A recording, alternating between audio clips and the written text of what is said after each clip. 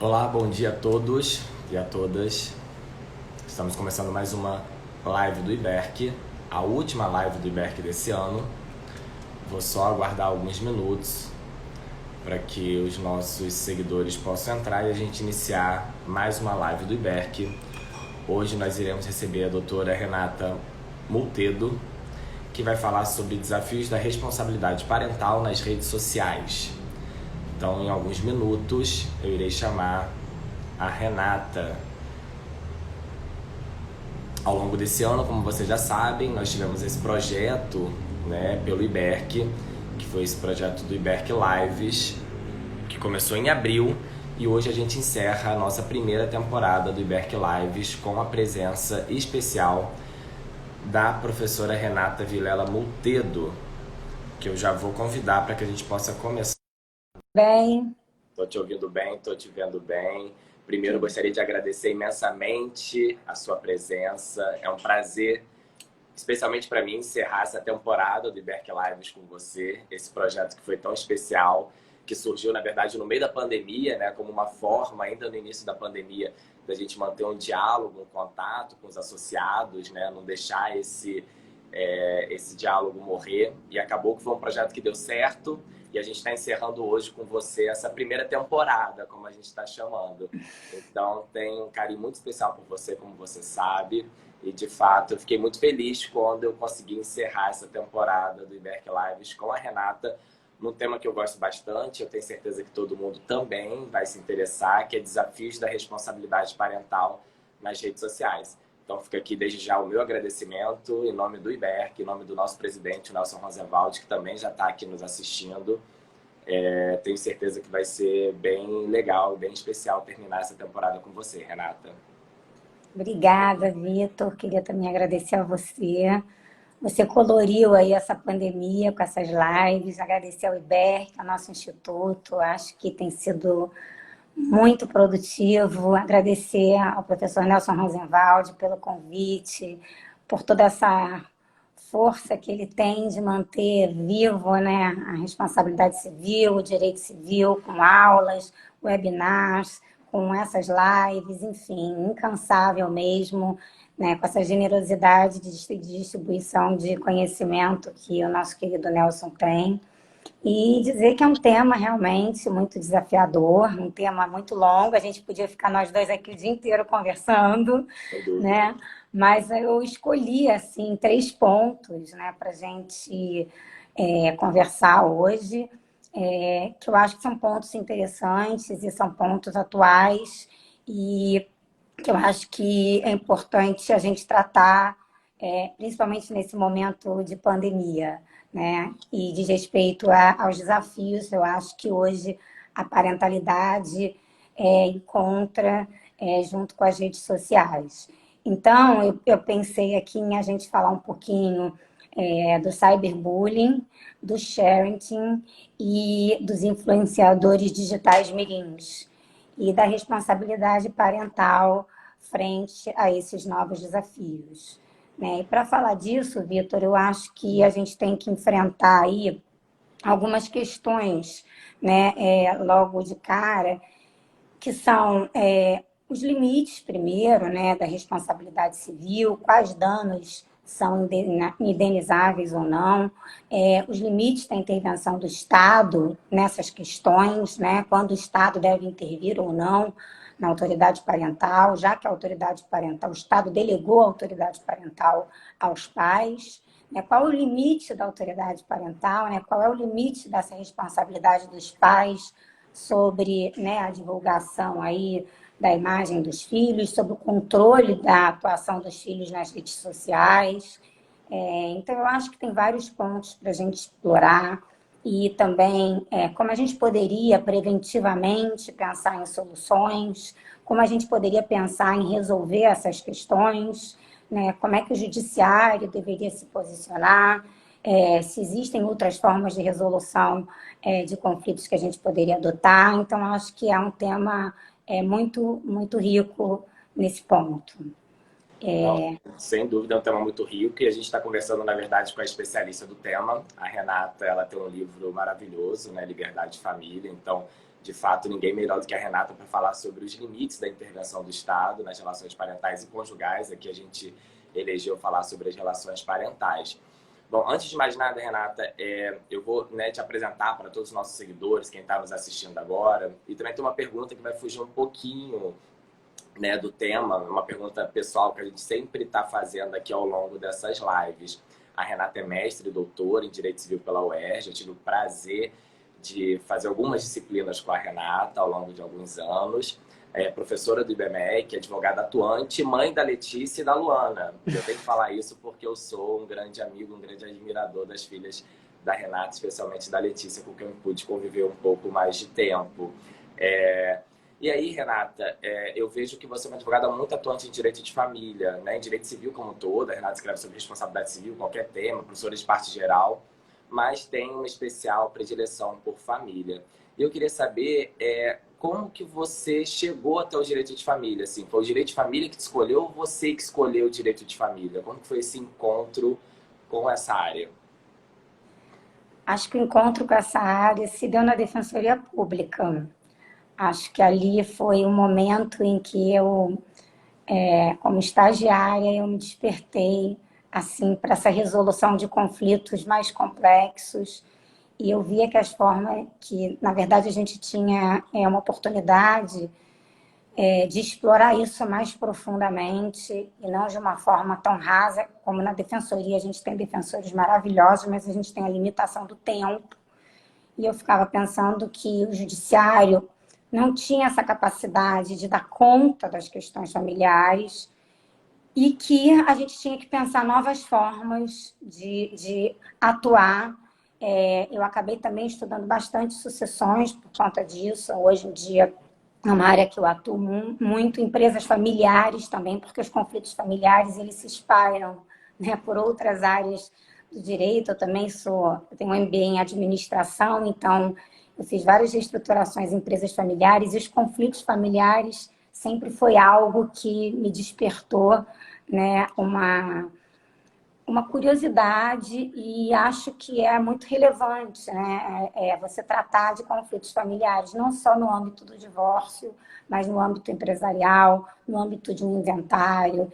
Então, eu gosto, né, de passar com as pessoas por esse momento. Eu acho que é um rito de passagem, seja qual for, seja numa dissolução, seja no momento de um inventário, seja no divórcio. Eu tenho uma satisfação de fazer um trabalho, de ajudar as pessoas a passarem por esse momento. E, Renata, nos últimos anos você também tem se dedicado bastante às chamadas práticas colaborativas, né? Inclusive, a Renata é um dos grandes nomes, inclusive nos cursos de capacitação, e eu tenho acompanhado bastante essa atuação da Renata.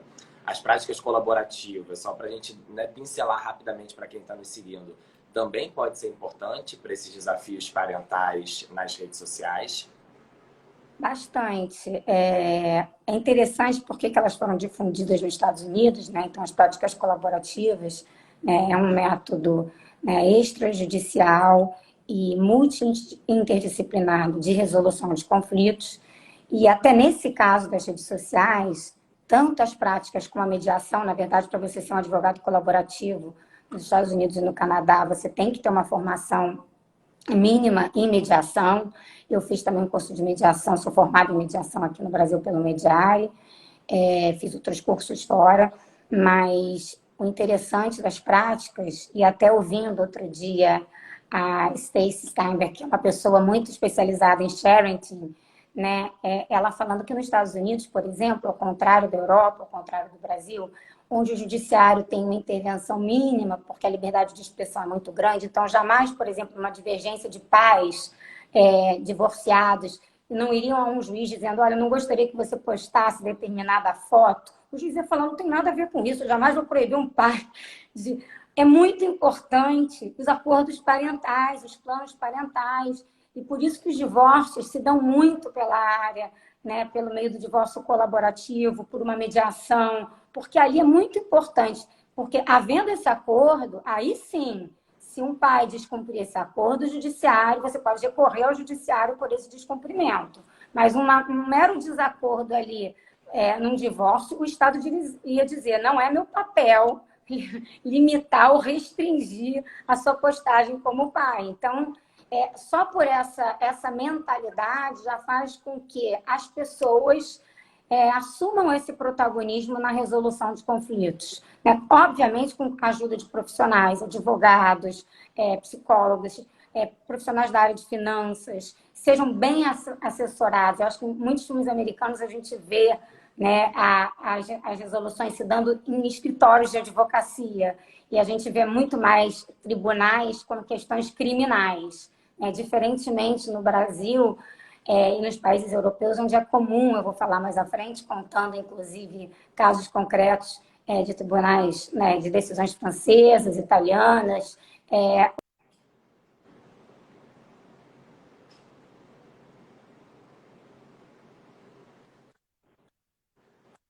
resolver questões banais que talvez o judiciário pudesse hoje em dia dizer, isso não é da minha alçada. Acho que a gente tem uma decisão muito interessante da Andréa Pachá, antiga nesse sentido, dando limites aí e falando para os pais, a autoridade parental está com vocês. Então, cabe a vocês exercê-la com responsabilidade. Senão, aqui eu vou suspender a autoridade parental se vocês não têm essa capacidade.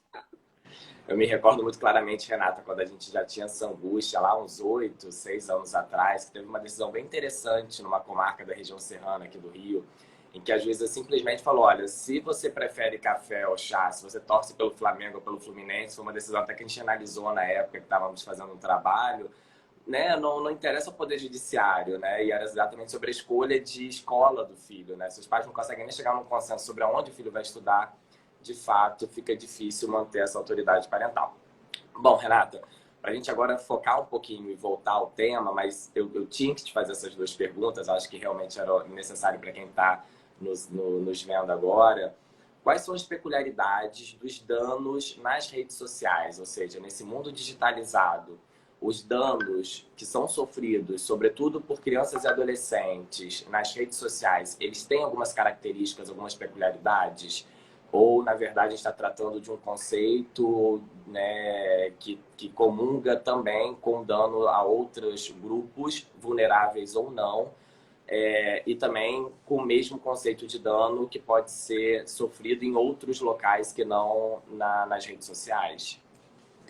Ele tem algumas peculiaridades que tornam esses danos mais complexos, né? Acho que a primeira delas é a dificuldade da gente identificar os autores, né? Muitas vezes. Esse é um perigo também, e tem ocorrido muito a questão do sequestro digital de imagens, de endereços, dependendo da divulgação do que é feito na internet, e você não conseguir identificar quem foi, né, que praticou o dano, questão de cyberbullying também, de uma lan house, de qualquer lugar, você não consegue. Então, o anonimato daquele que praticou um dano, para você, né, para fins de responsabilidade civil, gera já uma dificuldade da gente achar o autor do dano para fins de imputação de responsabilidade. Acho que um segundo ponto, né, ele remete ao direito ao esquecimento. Esse dano é indelével, né? Então, eu acho que por mais que você, o provedor, retire esse conteúdo, muitas pessoas já capturaram a imagem, já tem essa imagem, já capturaram esse vídeo. Então, esse direito ao esquecimento, ele tem um limite. A gente sabe que na internet não se esquece. E eu acho que o terceiro ponto, né, é a ausência de fronteiras espaciais, né, que é isso que aconteceu, né, com a internet. Então, esse dano pode ser praticado de qualquer lugar. Até quando a gente falar um pouquinho de cyberbullying, não é à toa que hoje em dia as escolas e os pais têm sido responsabilizados conjuntamente, independente de ter sido postado algo por uma criança, né, que gere um cyberbullying, né, que gere um bullying em outra criança por postar algo numa rede social, a gente vai falar um pouquinho disso, fora do horário escolar, porque aquele grupo é um grupo, por exemplo, de WhatsApp que foi montado na turma do colégio, né? Então, assim, mesmo a criança estando em casa, a origem daquele grupo foi a escola. Então, assim, a ausência de fronteiras espaciais e temporais para você praticar o dano, né, ela também gera essa dificuldade, né, para fins de responsabilização. A França, desde 2018, por exemplo, proibiu nas escolas públicas, né, a partir de 15 anos, a utilização de qualquer aparelho que tenha conexão com a internet.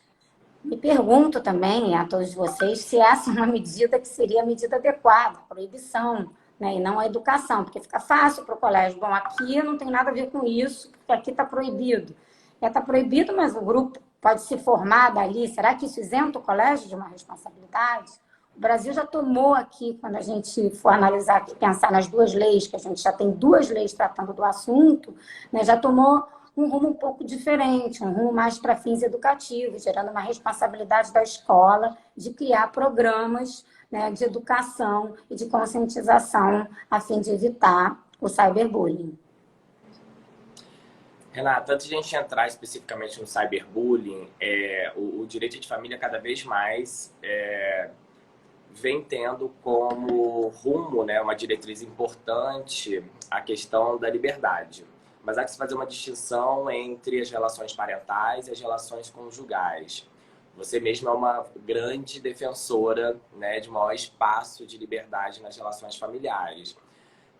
Essa divisão entre relações conjugais e parentais é importante também para fins de responsabilidade civil? Sim, é fundamental, Vitor, porque eu acho que nas relações conjugais a gente está tratando com pessoas, né, que são maiores, capazes, e que aquela relação ela é permeada e é regida por princípio da igualdade, da liberdade. E o próprio direito de família, né, ele tem ali uma solução, né, por exemplo, para o descumprimento dos deveres conjugais, que é o divórcio, né, que hoje em dia é um direito que não tem nenhum tipo né, de degrau, não, né? A gente acabou com todos os requisitos de divórcio.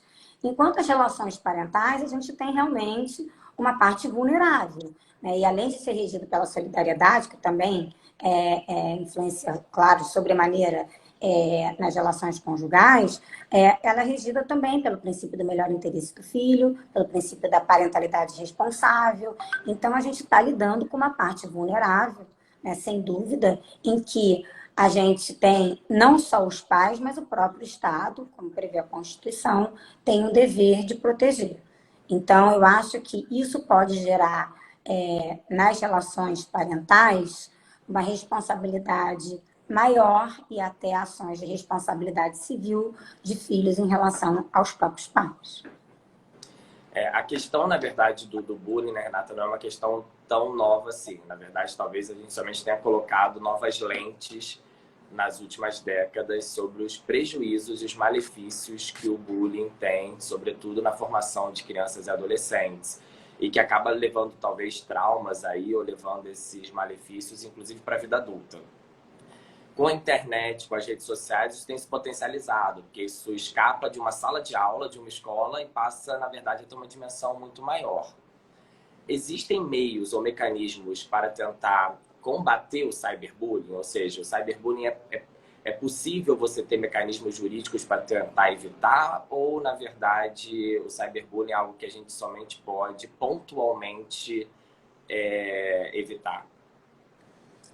Vitor, assim como você falou, eu acho que o cyberbullying voltou. O bullying é uma questão que não é nova e a questão das redes sociais, ela trouxe realmente, ela reavivou essa questão, né, justamente por essas peculiaridades, né, dos danos praticados nas redes sociais. E no Brasil, isso se tornou mais... como eu vou dizer, mais relevante, porque há índices e há estudos em que o Brasil é o segundo país no mundo com a maior prática de cyberbullying, né? Então, isso fez com que a gente tivesse 2 projetos legislativos, né, contra o bullying e o cyberbullying, e o segundo projeto é bastante interessante porque ele prevê essa forma de atuação preventiva, no sentido de que as escolas tem o dever de na verdade, promoverem alguns programas de educação, né, dos alunos, a fim de que eles promovam uma conscientização do que é o cyberbullying, de como lidar com as redes sociais e se tornem responsáveis também, né, como pacificadores, digamos assim, como promotores de uma cultura da paz. Em alguns países, né, como a África do Sul, que teve um índice de bulicídio muito alto, percebeu-se que mesmo, né, havendo várias ações de responsabilidade civil, elas não estavam sendo suficientes, né, para acabar com o bullying, porque aquela criança, na verdade, a gente está tratando de duas vítimas, né, além do que, como a gente já falou, aquela imagem, aquele dano ficar perpetrado, aquela imagem daquela menina que tirou a roupa e aí aquele garoto publicou aquela imagem e todo mundo já guardou.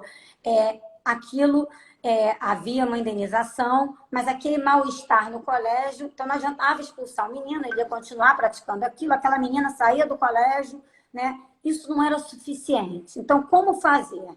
Engajaram-se, então, criaram-se círculos restaurativos, onde toda a sociedade, Ministério Público, professores, pais, alunos, se engajavam para discutir aquele dano que havia ocorrido. E, a partir daí, criaram-se grupos em cada série escolar para serem promotores de educação de crianças como fiscais, né, em cada série, digamos, explicando, criando panfletos, enfim, uma conscientização preventiva do cyberbullying, para que notassem logo no início, avisassem aos responsáveis, avisassem ao colégio, enfim, educassem, né, essa nova geração,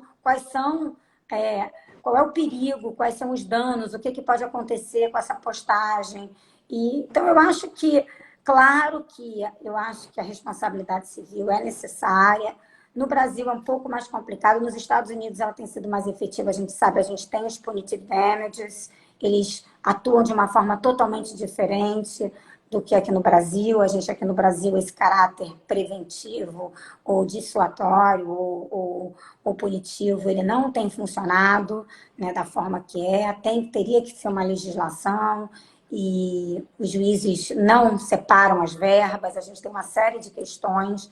Então, nos Estados Unidos, realmente, ao mesmo tempo em que a liberdade de expressão ela está na primeira emenda e é amplamente protegida, a questão também do dano à imagem, né, quando comprovado, é amplamente protegida também. Então, a gente vê ali, né, indenizações altas, um caráter punitivo alto, que vai para a vítima. Então, a coisa funciona de uma forma muito diferente. Então, a gente aqui no Brasil tem que pensar como é que a gente vai fazer isso funcionar. Acho que sim, a escola tem que ser responsabilizada quando não tomar essas providências. E aqui no Brasil já tem, no Rio de Janeiro mesmo, tem algumas escolas que têm contratado mediadores para tratar desse assunto. Tem sido bastante interessante, eu pude participar de perto de um trabalho de uma dessas escolas, mas, ao mesmo tempo, a gente sabe que a gente continua aí com algumas ações, o próprio Tribunal de Justiça do Rio de Janeiro, se a gente fizer uma pesquisa, algumas ações contra os pais e contra escolas por divulgação de imagens que criam não só a pornografia de vingança, como, né, que é a publicação de, principalmente, meninas, adolescentes, né, de imagens com nudismo, como também a questão do cyberbullying ou do cyberostracismo, que é a exclusão daquela criança ou daquele adolescente, né, daquele grupo. Enfim, e memes, né, que criam-se, às vezes, né, pejorativos no grupo de WhatsApp, entre eles mesmos. Então, assim, é uma série de recursos, né, que a internet dá, e criança, né, eu posso falar isso como mãe, né, tem um quê de sadismo, né, então, realmente é preciso que eles entendam quais são as repercussões da utilização E aí cabe também aos pais, né? Eu acho que faz parte, tá naquele dever de educar, né? Tá no dever ali da assistência, né? A educação não é só no colégio, a educação é em casa, tudo começa em casa, eu sempre falo isso. A violência começa em casa, a educação começa em casa. Então, gosto muito desse livro do Winnicott, tudo começa em casa e é verdade. É educar para emancipar, na verdade, né? Exatamente. Renata, pensando um pouquinho, refletindo um pouquinho a partir do que você falou, ou seja, que a responsabilidade da escola, ela na verdade surgiria a partir do momento que ela não tomou as providências necessárias, ou seja, todo aquele aparato preventivo, a gente poderia pensar numa espécie de responsabilidade civil por culpa em omitendo da escola? Como que seria a qualificação dessa responsabilidade da escola? Seria a minha primeira pergunta. A segunda seria, quando você fala do cyberostracismo, né? De fato, principalmente para adolescentes, a questão do pertencimento a um determinado grupo é fundamental, né? E isso se torna sempre muito nítido, né? A formação de grupos, né? De guetos, e você não participar de nenhum desses grupos é sempre algo que, de fato, pode prejudicar a formação. Mas o cyberostracismo, no ponto de vista jurídico, quando eu não, o dano por si só, ele advém dessa exclusão, né? Ou seja, é possível qualificar essa exclusão como dano? Não seria mais difícil na prática eu conseguir caracterizar o cyberostracismo? Seria uma pergunta. E por fim, só uma observação antes de te passar a palavra, Renata. É porque eu tô, né, como vocês sabem, eu fico aqui com 40 telas abertas, né? Vocês estão vendo só um quadradinho, mas eu estou recebendo mensagens aqui da Flaviana, que ela disse que a transmissão está tendo algumas dificuldades, está caindo em alguns momentos. Então, se outros seguidores estiverem tendo a mesma dificuldade, podem mandar mensagem aqui. Para mim, pelo menos a Renata está com uma imagem ótima, um som também, mas é só para avisar que a Flaviana me mandou mensagem aqui e a gente está tendo alguns problemas de conexão, tá? Mas vai dar tudo certo, a gente vai terminar. Então, Renata, por favor. Vitor, olha só, as decisões atuais do Tribunal de Justiça, dos tribunais de justiça em geral, têm sido no sentido, né, da responsabilidade civil da escola de qualquer forma, né? Uma vez a escola sendo demandada no polo passivo e essa divulgação de imagem ou esse tom pejorativo comprovado, né, dentro daquele grupo, né, dentro daquela grupo de WhatsApp, ou seja, ou dentro de uma rede social, dentro do Facebook, qualquer tipo de divulgação de imagem pejorativa, né, a escola tem sido dentro de um grupo, de uma turma, né, digamos assim, que veio formada daquela escola, a escola tem sido demandada no polo passivo, bem como os pais daquela criança. Agora, eu ainda não vi uma decisão de responsabilidade civil por omissão. É fato que a lei é muito nova. A lei, né, que dá esse dever das escolas é de 2018. Então, a gente ainda não teve um tempo aí para ter uma demanda nesse sentido de responsabilidade civil por omissão. Na verdade, a responsabilidade civil da escola tem sido demandada no sentido de que ela criou um grupo sem qualquer tipo de... Muitas vezes a escola tem, na verdade, os pais têm a comprovação de que eles avisaram a escola, então eles avisaram a coordenadora pedagógica teria que fez alguma coisa, mas a escola, ao criar esse grupo, ao permitir a criação desse grupo, ela estaria ali participando, né, possibilitando ali, facilitando como é que eu vou dizer, essa propagação aí dessas imagens ou esse ambiente, né, para que o dano seja cometido. Eu sou muito defensora das escolas nesse ponto, porque eu acho muito difícil, né, esse tipo de controle. Acho que a responsabilidade civil deveria ser, se fosse, por omissão, né? Eu acho que as decisões são equivocadas. Então, assim, agora eu quis dizer primeiro como têm sido as decisões, para depois te dizer a minha opinião, tá? E eu acho que a responsabilidade civil, se fosse para qualificar, né, o juiz deveria, né, o julgador deveria falar que é por omissão, porque a escola não fez nada. Não sei o que eles queriam que a escola fizesse, mas, enfim, chamassem os pais, e muitas escolas fazem. Então, a escola fica numa posição de prova muito delicada, né? Então, como é que ela vai provar, né? Ela tem uma prova diabólica para fazer, muitas vezes, né? Uma prova difícil, né? Então, convoca, manda uma circular para todos os pais para ficar registrado que você está convocando os pais e os alunos para conversar sobre o assunto. Né? Ou tenha um programa educativo. Acho que é a melhor forma, divulgado, com palestras, chame pessoas para fazer palestras, mas é muito complicado essa imputação, né, de uma responsabilidade objetiva da escola, ainda por cima, que é diferente, né, dos pais, quer dizer, dos pais não, dos pais é objetiva, né, pelo 932, mas eu estou dizendo assim, você tem que, um objetivo, você tem que comprovar que aquele filho, que aquele aluno, né, cometeu, publicou, e o que muitas vezes, né, você não consegue. Então, assim, todo mundo sabe, tem um caso interessante no TJ do Rio, que no final das contas foi reformada a decisão do segundo grau, justamente porque a publicação de onde tinha vindo, todo mundo sabia que tinha vindo, acho que ficou bem claro por depoimentos, mas depois conseguiram, pelo IP, comprovar que não tinha sido do computador, em que todo mundo sabia que era o menino, mas não tinha sido do computador dele. Então, em sede do tribunal, no segundo grau, a decisão foi reformada pela ausência de comprovação da conduta. Né? Então, como é que eu vou imputar? Então, é uma responsabilidade objetiva, mas no momento em que eu não tenho a comprovação de que saiu aquela imagem daquele P, ficou complicado. E aí, embora todo mundo soubesse que esse garoto se vangloriou, mas aí a gente está lidando com crianças, tem outro problema, porque eram crianças de 13 anos, vai chamar a criança para depor. Então, tem toda uma questão muito complexa quando a gente está falando de crianças e adolescentes.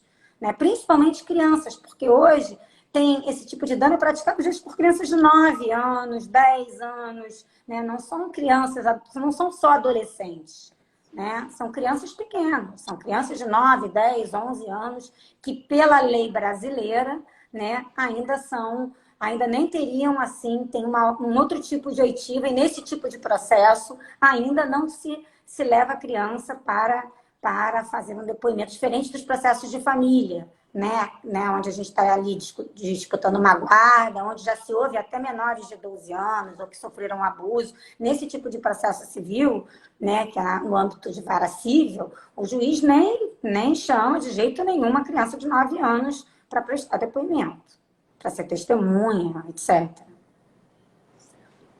Renato, um outro ponto que a gente também tinha selecionado para tratar hoje e que durante a pandemia, na verdade, né, se potencializou é o sharing. Então, de fato, cada vez mais os pais vêm postando literalmente a vida dos filhos na internet. Crianças já nascem com perfil, né? Então, às vezes, a criança, durante a gestação, já tem um perfil e assim que nasce, já tem um perfil pronto. Tem várias questões para colocar sobre sharing para você, mas o primeiro como que esse fenômeno, na verdade, ele tem sido analisado aqui pela doutrina e pelos tribunais brasileiros, né? Acho que seria um primeiro ponto para quem está nos vendo agora. E o segundo, como que se relaciona os limites da autoridade parental dentro do fenômeno do sharing? Você que trabalha tanto com guarda, com autoridade parental, também queria te ouvir um pouquinho como que a gente situa o fenômeno do sharing dentro desses temas. Vitor, eu acho que os pais, de fato, né, nós sabemos que eles são os detentores da imagem dos filhos. O sharing, né, como muitos aqui já falaram em lives, o nosso querido Felipe Medon, a Ana Carolina Brochado Teixeira já trataram desse tema, né? Então, é a superexposição da imagem dos filhos pelos pais nas redes sociais. E essa responsabilidade dos pais pela imagem dos filhos, eles são os detentores das imagens. Agora, na pandemia, a gente sabe que isso, essa exploração dessas imagens aumentou. E a gente sabe que não tem só pontos negativos. Eu acho que é importante sempre frisar isso, né? né, esse compartilhamento da parentalidade, muitas vezes, principalmente nos primeiros anos, não à toa, né, que 91%, né, as estatísticas dizem, de criança com menos de 2 anos já tem fotos publicadas. E uma das coisas que são interessantes quando você vê estudos de outros psicólogos, de outros profissionais de outras áreas do saber sobre o assunto, é porque o início da maternidade, principalmente por mães, né, ela precisa ser compartilhada. Quer dizer, as redes sociais, elas permitiram essa troca, né, desse momento tão difícil que é o início da maternidade ou da parentalidade, né, como um todo. Mas hoje ainda a estatística diz que as mães postam muito mais do que os pais. Mas, enfim, então essa troca tem sido positiva, tem um lado positivo no sentido de acalentar esse momento difícil, principalmente no primeiro filho, né, em que as mães querem trocar. Só que muitas vezes, né, sem qualquer, né, conscientização, né, aquilo vira, né, uma superexposição, sem saber dos riscos. Então, é lógico que a gente precisa começar a ter campanhas de conscientização, de explicação, né, e do que é possível. As pessoas não têm noção, né, dos algoritmos, no sentido de que muitas fotos de crianças, né, peladas são direcionadas para pedófilos, né, a questão do sequestro digital. Então, essas são as coisas assim mais fáceis, né? Até saiu outro dia uma reportagem no Fantástico, eu só fui ver depois, sobre sequestro digital de crianças, que criarem perfis com fotos dessas crianças. Mas mais do que isso, então, eu acho que essa responsabilidade, né, é uma responsabilidade, sim, dos pais.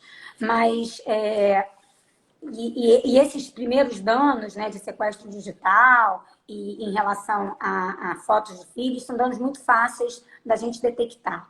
Mas eu acho que o que é difícil, o que é importante a gente pensar, é pensando num futuro, né? Como você falou. É essa identidade digital que vai sendo criada, né, por esses pais em relação a esses filhos que muitas vezes, né, podem não querer, né? Não, pela falta de discernimento, né? Eles teriam feito essa escolha, eles não autorizaram a postagem dessa imagem. E por isso mesmo, né, já existe, né, algumas ações de filhos em relação aos pais para retirada do conteúdo dos pais ou até para que os pais parem de postar. Uma decisão muito interessante, Vitor, do Tribunal de Roma, foi de um menino de 16 anos que entrou com uma ação contra a mãe, pedindo para ela excluir tudo que ela já tinha postado e que ela parasse de postar fotos dele no Facebook. Esse menino, ele estava tão... nesse processo, ele conta que ele queria mudar de país, porque todo mundo sabia da vida dele, do que acontecia com ele, pelo Facebook da mãe, inclusive os amigos dele, porque ela postava o tempo todo o que acontecia em casa, o que acontecia com ele, o que estava acontecendo, e ele, então, ele sentia a privacidade dele totalmente devassada.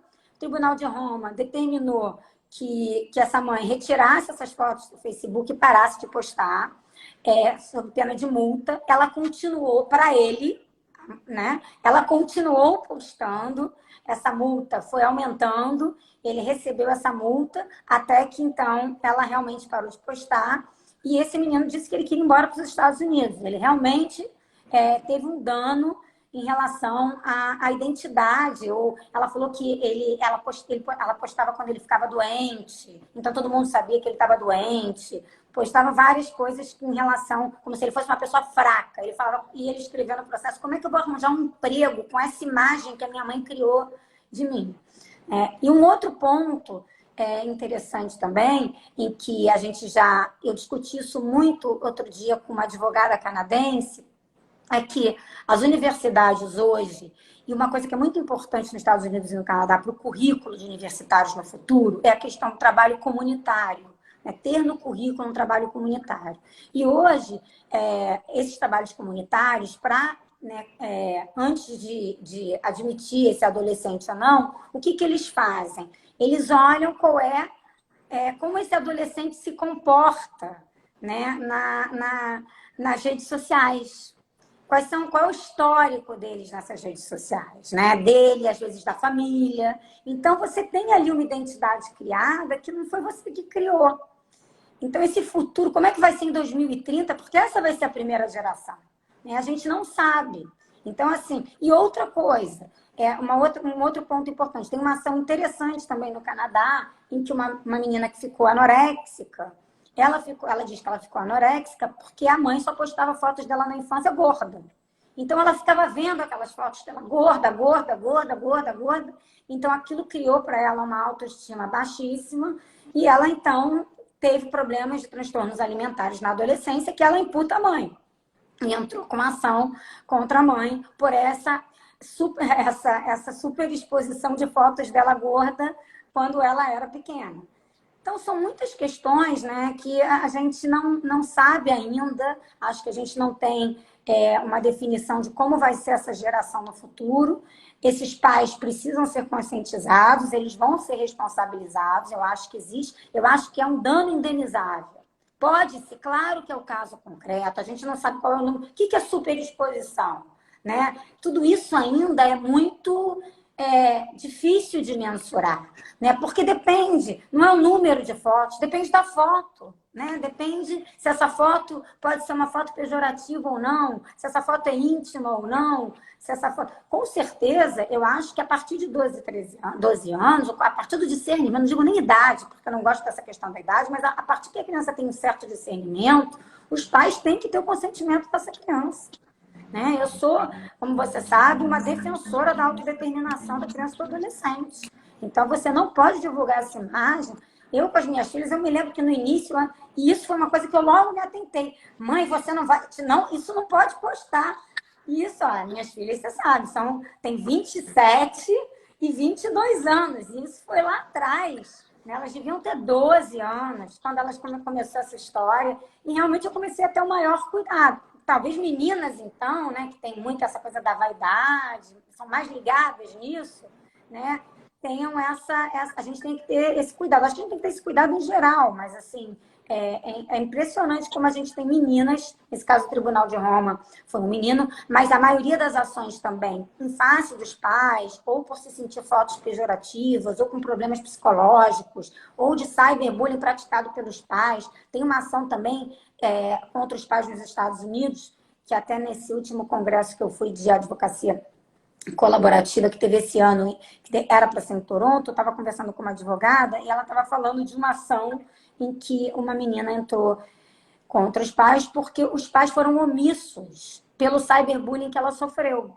Então, ela falava para os pais que ela estava sofrendo esse cyberbullying e os pais falavam, isso é besteira, e não sei o quê, e nada fizeram. Então, assim, ela achou que a responsabilidade dos pais era maior, porque não era no âmbito de um contexto escolar, era no âmbito, acho que, de um contexto do condomínio em que ela vivia. Então, a responsabilidade dos pais, eu acho que hoje é dobrada no sentido de educação, educar para emancipar, no sentido de como essas crianças vão lidar com a rede social, né? Como educar e saber os perigos para isso. Um outro ponto, só para não perder aqui as decisões judiciais, eu acho que realmente as questões nos divórcios, né? Não são poucas, e aqui no Brasil também, isso eu posso te dizer, não são poucas as discussões sobre pais separados e divorciados em relação à permissão que um dá ao outro para postar ou a intervenção que um não quer que o outro poste imagens com os filhos. Eu tenho feito vários acordos de divórcio e planos parentais onde os pais combinam em que ambos não vão postar fotos dos filhos, ou que ambos não vão postar fotos dos filhos na intimidade, somente em determinadas situações. Então, esses limites são acordados, né, previamente, o que é bastante interessante.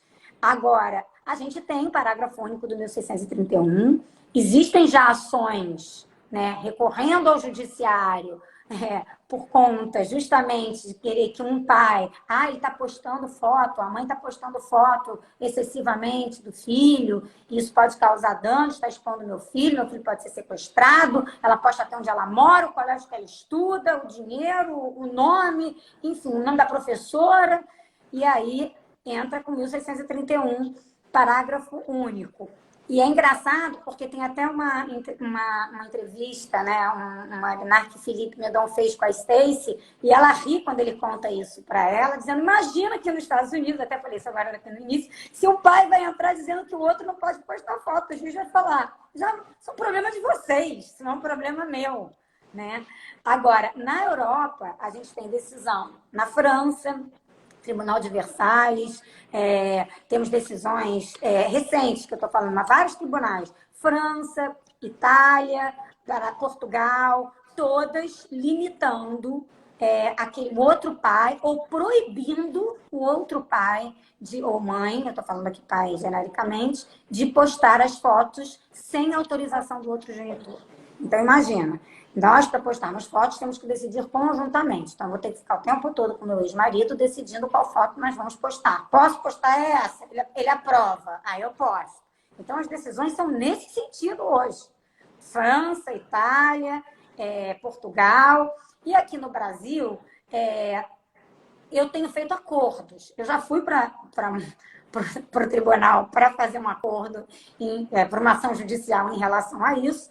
A juíza era uma juíza bastante conscienciosa e falou, gente, eu estou aqui fazendo essa audiência de conciliação, isso que eu vou mandar vocês para mediação. Mas não dá para vocês chegarem a um acordo, em como é que vocês vão... Enfim, eu acabei, né? Graças a Deus, o advogado do outro lado também era uma pessoa que tinha, assim, uma certa inclinação, né, para o consenso, e nós acabamos fazendo um acordo no sentido de certas postagens eram, então, compartilhadas por ambos, né, eles chegaram ao consenso que esse era um limite, né, não dentro de casa, não dentro da intimidade, que não revelasse identidade, nome, locais, enfim, a gente fez uma cláusula geral. É uma questão delicada, né, para dizer o mínimo, porque também bloquear, né, completamente o pai e a mãe de postar, né, momentos de felicidade com seus filhos, né, momentos de alegria também não parece ser a diretriz mais adequada. Renata, você falou algo muito interessante na sua fala, que era exatamente que nem sempre o charity ou o prejuízo, o dano ao filho advém de uma quantidade muito grande de postagens, mas às vezes pelo conteúdo em si. Então, você falou, olha, tem que analisar mais o conteúdo, a foto que está sendo postada e nem sempre a quantidade de fotos, né? E aí, dentro dessa linha, eu queria te fazer a seguinte pergunta. Quando a gente fala em sharing, a gente está falando muito mais em fotos que possam prejudicar o próprio desenvolvimento da criança e do adolescente, né? Seja criando uma identidade virtual equivocada, seja fixando, na verdade, né, perigos como local onde a pessoa estuda, realiza práticas esportivas, atividades recreativas, enfim. Ou o mero fato da superexposição, ainda que não sejam fotos que venham a violar, né, a dignidade, que venham a colocar a pessoa numa situação delicada, por si só já criaria um dano. Né? Na sua fala eu fiquei um pouco refletindo um pouco sobre essa questão. Excelente colocação, Vitor. Eu, particularmente, a minha opinião, eu sou contra uma censura a priori. Eu acho que essa criança sempre vai ter o direito, esse adolescente, de no futuro entrar com uma ação. É um dano, achar que aquilo é um dano, essa superexposição criou uma identidade digital para ele que ele não queria, como esse rapaz, como esse adolescente de 16 anos. Mas a proibição, a priori, porque a grande maioria, né, dos casos não gera um dano. Né? Na verdade, cabe aos pais, né? Os pais são detentores dessa imagem. Agora, havendo já em uma foto, por exemplo, identificado um perigo, uma exposição de nudismo pelo próprio pai ou pela própria mãe. Então, ali cabe, né, uma medida interventiva, porque ali já tem, né, a gente, na própria lei de proteção de dados, ali tem a responsabilidade dos pais em relação, né, à foto. E a gente tem também ali a imagem, né, de crianças e adolescentes, acho que de um todo. Então, ali é um dos pontos, né, que a nossa lei que se preocupou, né, não de uma censura prévia, mas ali de prever ali no artigo 17, que eu acho interessante. Mas eu acho que não dá para fazer uma censura a priori. Eu acho que pode ser um dano indenizável ou não. Claro que detectar. Alguém viu que uma mãe está postando uma foto da criança nua, ou uma pessoa, né? Ele tem ali um dano que ele pode já, né, tomar providências para que a foto seja retirada e até, né, que seja, acho que mais até, não sei nem se você vai, nesse caso, existe também um outro problema que você vai botar esse dinheiro, né? E aí a gente até vai chegar nesse ponto na questão dos influenciadores digitais, youtubers, mirins, para onde vai esse dinheiro, né? Para uma poupança. E aí vem um outro ponto interessante do Estado ao condenar um dano moral para uma criança, que no Brasil também a gente não tem nenhuma regulação. E eu acho muito interessante a gente falar, já que está faltando tão pouco, só desse ponto. Porque... Não, o pai e a mãe pode colocar uma foto de criança em situações vexatórias, né, constrangedoras também. Então, isso tem que ser pensado. Mas, Renata, a gente tem pouco tempo e eu quero muito ouvir você falar sobre youtubers mirins ou influenciadores digitais mirins, por favor. Eu achei muito interessante um texto que recomendo a leitura, que saiu na coluna do nosso Instituto do IBEC, publicado pela nossa colega também do Instituto Roberta Densa, que ela fala justamente da nova lei francesa, né, que regulou esse trabalho. Acho que ela veio realmente numa boa hora e exigiu, como já exige, né, de artistas mirins, né, um alvará prévio e que esse, né, dinheiro ele vá para uma poupança futura para essa criança, né? Porque muitas vezes essa criança não pode ser arrimo de família, que a gente vê muitas vezes hoje pais, né, no Brasil criando, né, youtubers mirins que ganham 150 mil reais, 200 mil reais, né, tem, não sei, 1 milhão de seguidores, e próprios artistas, né, que na verdade, ao postar fotos dos filhos, triplicam, né, o seu número de seguidores. Então, eles se valem do filho para aumentar a sua publicidade. Então, eu acho que bastante grave essa questão. Acho que tem que ser... Acho que aí sim... acho que tem que ter uma atuação do Ministério Público. Eu acho que é um dever...